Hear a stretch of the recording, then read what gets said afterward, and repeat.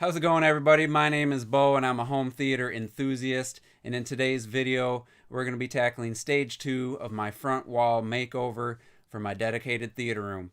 Now if you haven't seen stage 1, I will put a link to that video in the description, so go check that out, come back, and then in this video, stage 2, I'm going to be unboxing my new LCR speakers. They're in walls, and yeah, I'm going to unbox them, show you one, and then the next thing I'm going to need to do is I've pretty much decided the screen height, but then I have to decide exactly which height I want the LCRs to be on the wall behind the screen.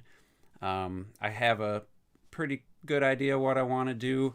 Andrew from Home Theater Engineering says you want the acoustic center of the speaker about 3/5 up the screen's height, but I don't know where the acoustic center is of these speakers. I don't have a back row. I don't want the speakers too high, so I might just put the tweeters in between the center of the screen and that 3/5 mark, which gets them close to my side surrounds. As far as the tweeter height will be, my side surrounds are about 50 inches for the tweeter, and I think the fronts I'm going to have between 46 and 48. So I got to figure that out. Plus, I got to hopefully avoid hitting studs and still getting my speakers as far out as they can be. My biggest concern is the center channel, because I know I have a stud fairly close to the center of the wall.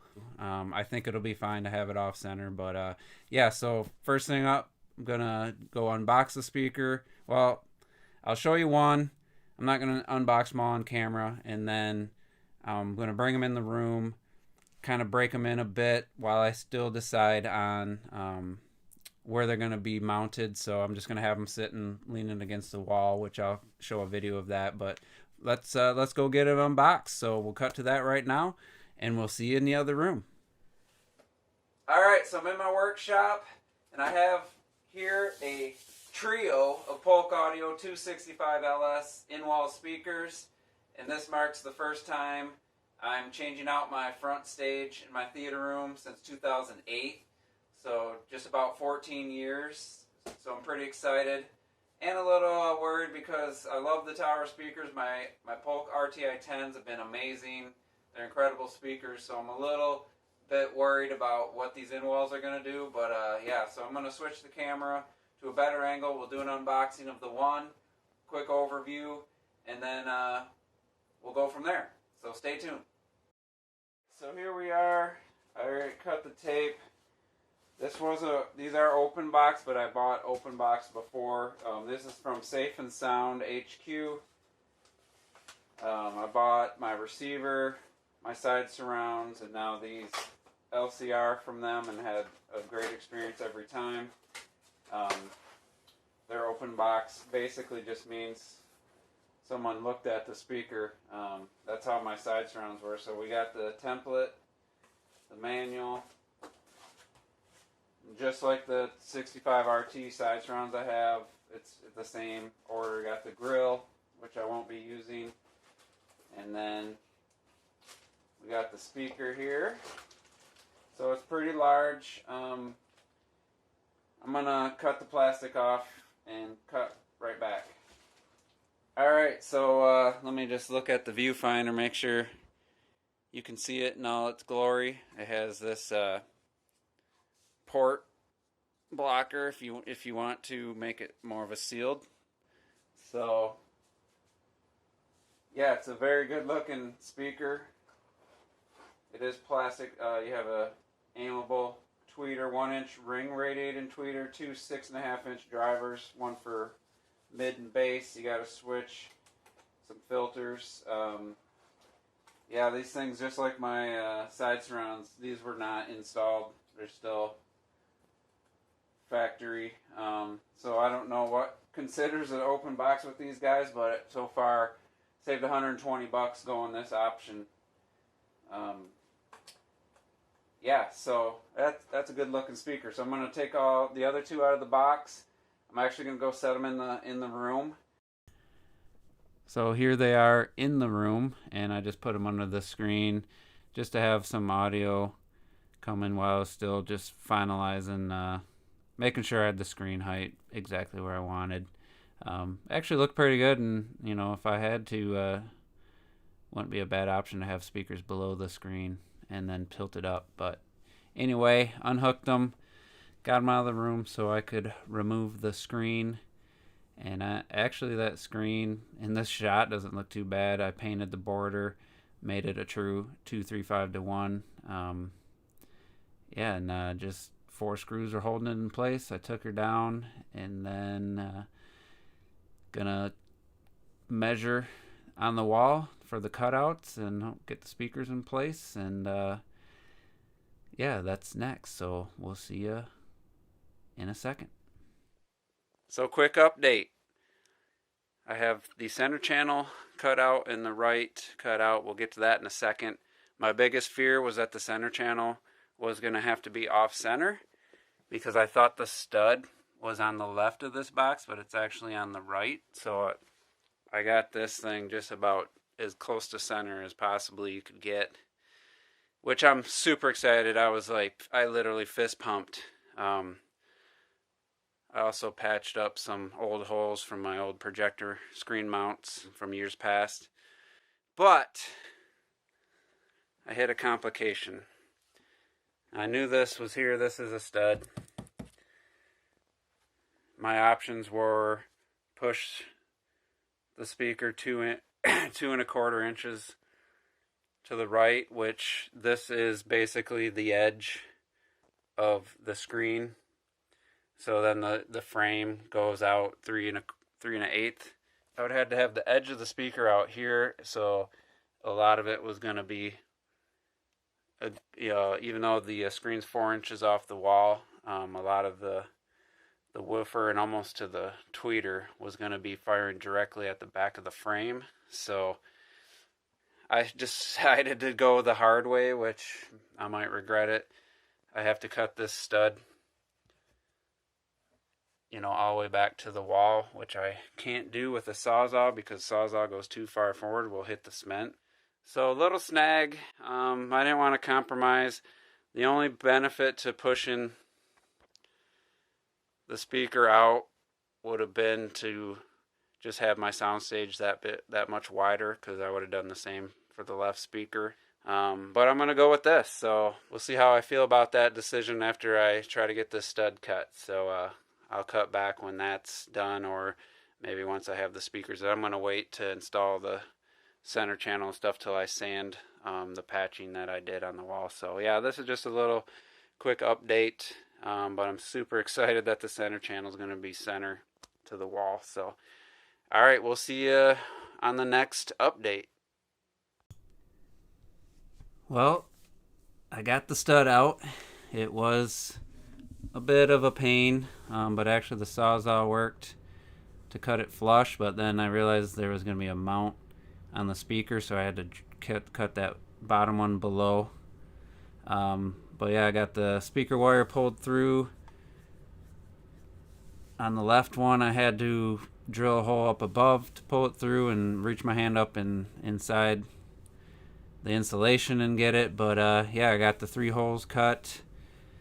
I'm gonna just paint over the patching I did on the wall, and probably just call it a night. So we'll see you on day 2.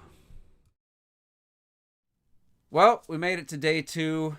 Now, it wasn't the most productive day. I had other things going on, but I did get some stuff accomplished off camera, and I don't want this video to end up being 30 minutes. So I'm just gonna take you into the workshop and basically go over what I worked on today, and then tomorrow for me will be day 3. I will install what I show you in a few seconds. So let's get to that. So in the workshop here, not going to waste any time. Like I said, I don't want this video to be super long, but here is my idea for having a good mount slash spacer for my screen. So what I did was make these, painted them black just because I don't like seeing just bare wood on the wall. So what I'm going to do is I'm going to screw these into studs well, 3 will be into studs, and then the 4th will be, I'll use drywall anchors. And what's going to happen is I made this out of pine and some plywood, and made it a nice rigid, pretty sturdy. So these are going to go on the wall, and then this is just going to sit. I'm going to have one on the ends, and then one at the stud, which is right here, one at the next stud, and then one on the other end. So what's going to happen is I can screw through here into there, and if I want to, I can put another one down to really secure it, and it'll be nice and rigid, shouldn't warp over time. And then I will have this whole surface to mount my French cleats for the screen, anywhere I need to. Probably, I think it only will have 2. I can space them out. This is 65 inches long, so if I got to put them out at the ends, whatever, but I'll have a nice rigid mounting point for this screen or any other screen in the future. And I'll just paint this black, and the top of the screen will come basically just above this to level with that. And yeah, so I think that's cool. Now I'll show you what I'm going to do for the acoustics behind the screen. Alright, so what we have here is a sheet of 1/2" Owens Corning with holes cut into it, which I bring to the room. So this is going to mount to the front wall with the cutouts going around the speakers, so I have a place to glue the acoustic foam without gluing it directly to the wall. So before I get that put up, I need to get the speakers installed. So here we are, finally installing the LCR, but I'm going to need the tripod for the laser level, so I'm going to have to cut to these being installed. But yeah, super exciting, and we'll see you once they're installed. Well, would you know it, they're already installed. Thanks to the power of editing. Yeah, I got the speakers in and used my new laser level to get them all at the exact same height and level. Bit of a pain to use the screws to pull the tabs into the wall. It's a bit of a wrist burner, but because I didn't want to use a power drill. Anyway, there's the fireboard I put up. I put screws into the studs where there were studs, and then any place it was lifted up, I just used a regular drywall screw into the drywall to get it nice and tight. And then I painted the wall all the way around with a nice coat of flat black. Even though we'll never see it, it's still nice to know that that had a nice coat of paint. So next I got to get the acoustic foam on, which you can see here on the floor. I have 36 pieces. I don't think I need all of it, but I'm going to need most of it. Initially was going to use some Loctite heavy duty, but it didn't stick to the foam. But I found an alternative, and in relatively quick time, probably in about a half hour, I got the first half done, the left half. So I have to do the right half. I'm going to do a time lapse of that because it was a relatively smooth process. And that's the Dynaflex Ultra. I already had lying around the house that I ended up using. So next we'll jump to the time lapse of the second half. And as you can see, this is just me putting up the rest of the acoustic foam using the caulk. And yeah, it went pretty quickly, about 30 minutes total, having to go change out the blade a few times for cutting. But yeah, I'm really happy with the idea I had about using the 1/2" foam board screwed to the wall, so then I can just freely glue these foam pieces to it with not having to worry about it destroying the drywall. So yeah, that was a good idea, I think. But yeah, I'm just going to use this time to wrap up stage 2. It took longer than I expected, spread across a couple days, cutting the holes, figuring out, center of the wall and spacing, making sure that I had the speakers the equal distance apart and stuff. That was definitely time consuming, and cutting the holes out was by hand. Was a bit of work than having to cut that stud, but got the speakers in place. And now that I have the foam, there you can see the mess. Now that I have everything done, listen to some music. The sound quality is really good for music. Has good bass and really enjoying it. For movies, I noticed a drop off in some of the mid bass, some of the upper bass. Still got to do some tweaking, but I'm gonna wait till I have the screen in before I mess with it any further. And there's the Sophie kitty. She really loves that carpet, and she's in this room a lot. But anyway, there's some final shots taken with the camera, and it really turned out great. Looks great, and I'm excited for the next stage. Put the screen up. So thanks for watching, and we'll see you in the next video.